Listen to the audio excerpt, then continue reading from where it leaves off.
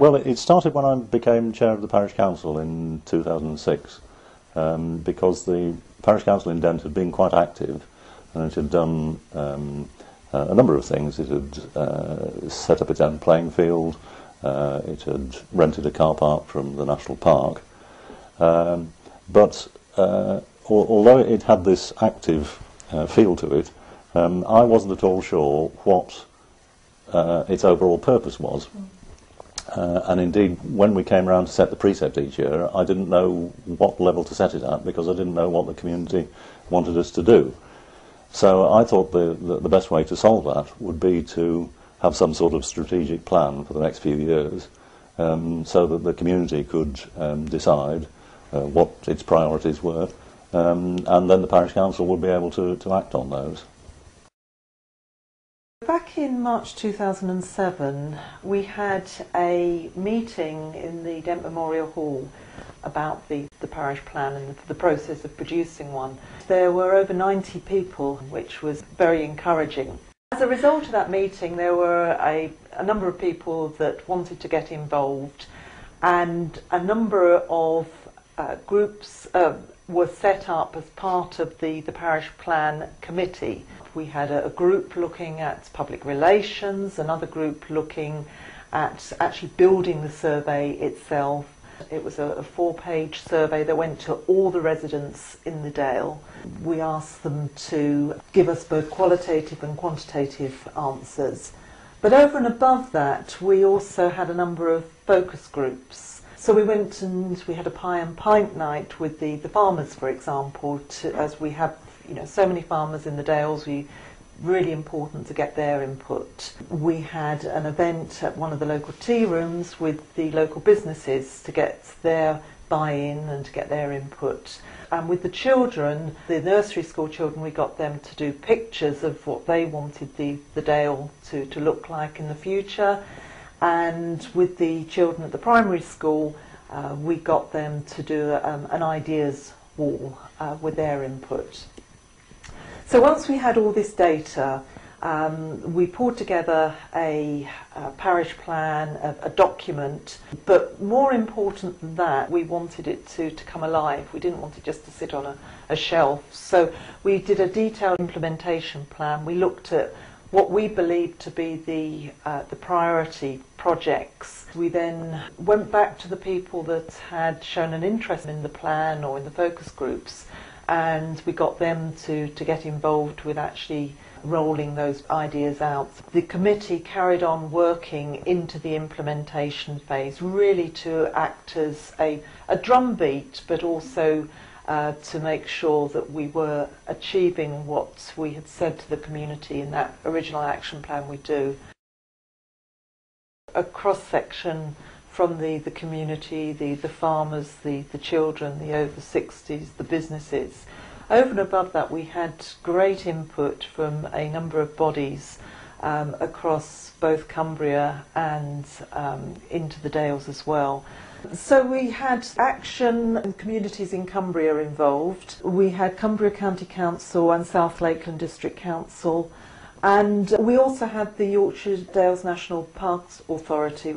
And all of those representatives came along to our meetings, our monthly meetings, and were very actively involved, giving us advice, support, giving us input on what other communities were doing as well. This is what Emily saw as our future. I have to say that what we've achieved is a little bit more structured than that. What we've achieved has really fallen into two categories. There's the very tangible things. We've now got 30 allotment plots. We have an extension of our Saturday bus service. There's the children's play area. That was probably one of the first things that came along. Very high profile activity.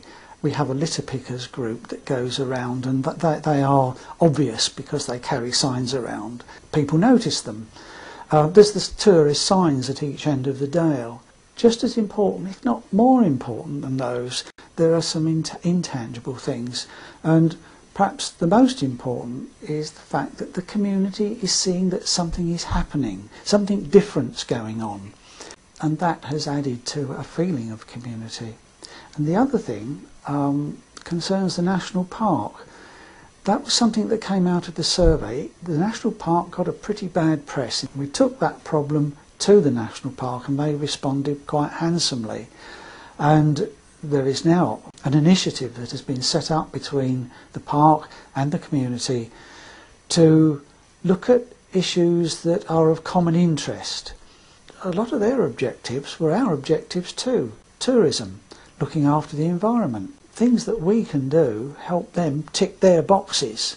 Early signs are that people are beginning to see the national park in a different light. One of the issues that came out of the survey was that people didn't know what the parish council did. Of course, the parish newsletter is quite an important outcome. That comes out twice a year now and keeps people in touch with what's going on in the parish council, but also how the parish plan is progressing.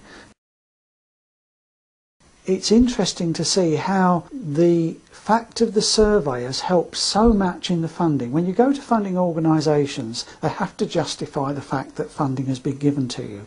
And the survey seems to enable funding organisations to tick their boxes very easily because we have proof of what people want. The play area, I think that needed something in excess of £40,000 to complete it. That seemed to be raised pretty quickly. The allotment site, I think, pulled in something in excess of £10,000, and it wasn't that difficult to get. And I think we can attribute that to the fact of the survey and the very clear expression of what the community wanted.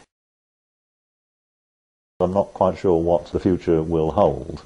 I think it's unlikely that in 5 years' time, or 5 years after this process has started, we would do another thing as ambitious as this one. I mean, one of the things we haven't mentioned is the fact that out of this may well come a huge amount of investment for rural broadband. And again, it's one of the things that we've been able to demonstrate there is a demand for in the Dale, which could lead to European funding into the hundreds of thousands. So for a community of under 700 people, you know, that's an awfully big commitment to get that organised. Getting people to do things is quite difficult, and I think in retrospect perhaps we should have put time limits on things. People are perhaps reluctant to sign up for an open-ended commitment. I think the way that the process is managed from the outset is absolutely vital to its success, and it's very easy to underestimate that. The public meeting that we had was specifically designed to find out whether people were interested in the concept of a parish plan and to get them to sign up to it. And that was successful. Having got that level of interest, we then had to work out how to organise those people, and that didn't happen by itself. It did require someone to sit down and think about the process. The process of doing this is essential to its success, I believe, because it is a community plan, it's not a parish council plan, and in order for it to be a community plan, as we've all said, you need to get people involved. Now, along the way we had some difficulties. The first chairman we appointed, for instance, turned out to be totally unsuitable. We had difficulties with one resident who sent in an offensive survey. Those sorts of issues about managing people you need to be prepared for.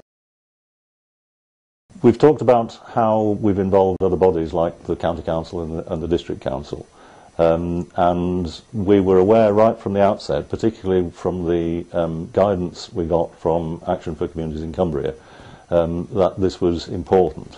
But I think it only became clear how important as we went through the process, because it's very easy to set very unrealistic targets, and I think one of the effects of involving the County Council and the District Council and the National Park was that we were aware which targets were realistic and which weren't,